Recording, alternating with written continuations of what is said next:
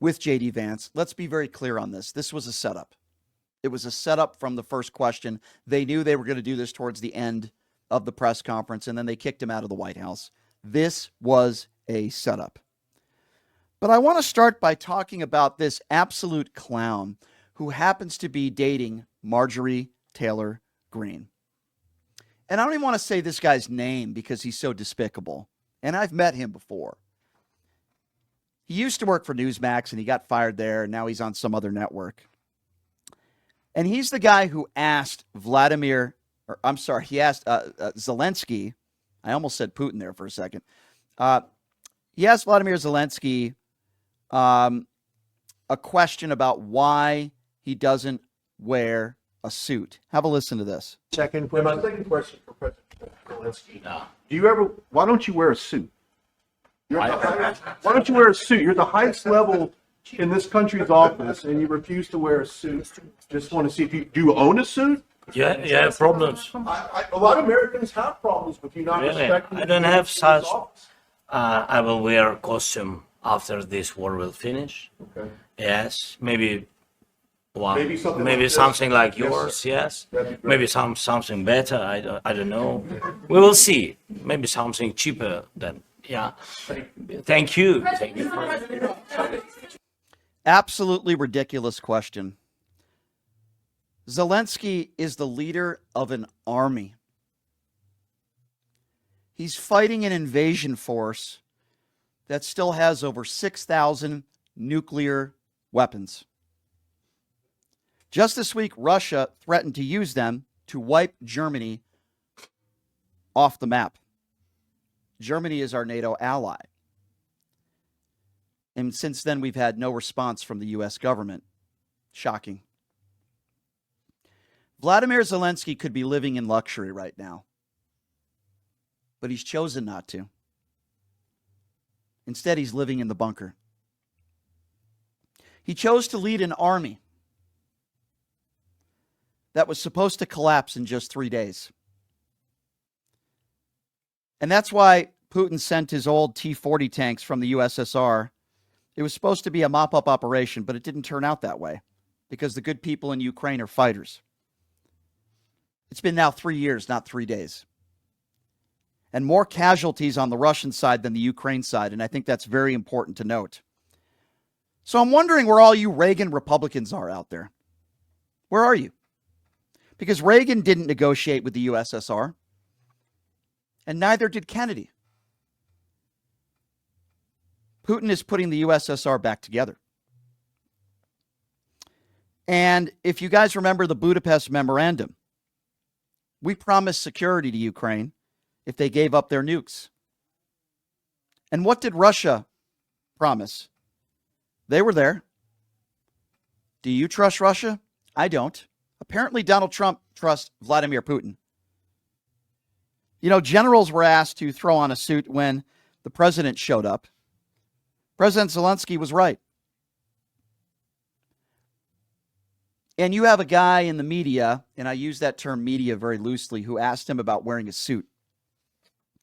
Leaders from 15 Western countries, including the UK and major European nations and Canada, were holding an emergency meeting over the weekend with Ukraine's president in London, demonstrating strong unity against Putin's aggression.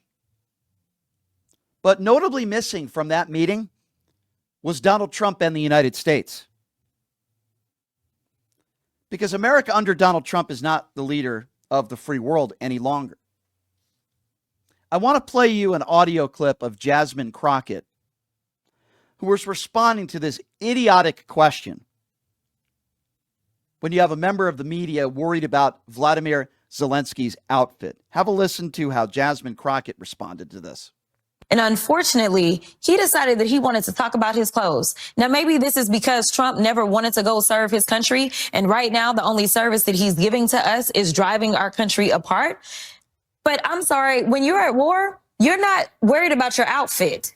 That is what we call a privilege, number one. Number two, to say, oh, what can you afford? Well, if he was walking around in the fanciest suits, I'm sure that they would accuse him of taking our dollars and spending it on his wardrobe and being more concerned about that. Listen, this is a no-win situation when you're walking in with someone who has decided that he is going to align himself with a dictating thug. So I agree with her 150% with what she just said. And I echo that. And for that idiot who's dating Marjorie Taylor Greene, and that's another story. I guess his name's Brian Glenn. I think that's his name, for that moron. First of all, you're banging Marjorie Taylor Greene, so that speaks to your judgment. You're banging Butch Bod. That's number one. And number two, you should not have a credential. Let me be very clear on this. This was staged from the beginning. Trump brought J.D. Vance eyeliner in there, the pompous prick that he is, because they knew, and J.D. Vance was told to go at Zelensky towards the end there and make him look foolish, when J.D. Vance is the one that looked foolish because he's a coward. Trump put this all together, and he knew that Brian Glenn was going to ask that question, and that's why they called on him, and he was standing right there. This was to try to embarrass Zelensky when we were embarrassed. The United States of America was embarrassed the way Zelensky was treated. Think about those January 6th insurrectionists. They have been treated better by Donald Trump than the way Donald Trump treated Vladimir Zelensky, the people who beat cops that day. Donald Trump treats evil, murderous dictators better than our own allies in Vladimir Zelensky, who is a hero. This is the state of affairs that we are in right now as a country. This is who Donald Trump is. And that entire press conference was an embarrassment. And Zelensky has said thank you dozens and dozens and dozens of times. In fact, if you look at the beginning of that press conference, Zelensky thanks the President of the United States for the invitation. He thanks him. Zelensky has said thank you over and over again. So J.D. Vance is a moron.